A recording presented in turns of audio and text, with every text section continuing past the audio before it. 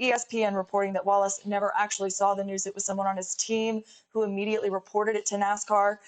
The race was postponed yesterday because of weather, but it is scheduled for 3 o'clock today. So, guys, will you be watching, and will you be supporting number 43? Oh, absolutely. I mean, Talladega is one of the biggest races of the year. I mean, absolutely, I'll be watching it. And I agree with Lydia right there, who tweets, look at the cameras. If you know anything about NASCAR, those cars are millions of dollars worth of equipment that are in those garages. There are cameras everywhere, which leads me to believe, and I was just talking to Sheba before we started talking here, that it might be somebody from another team, not just some random fan. I don't even call you a fan. I call you garbage is what you are. I hope they catch this individual or people that are responsible for this, because this is the kind of crap that needs to go. Chesley? Well, since COVID-19, there's a limited amount of people that can even access that garage. And so they should pretty much wrap this up pretty quickly, because our average fan just can't get in there, or at least during this particular time, just get in there and put that noose in there.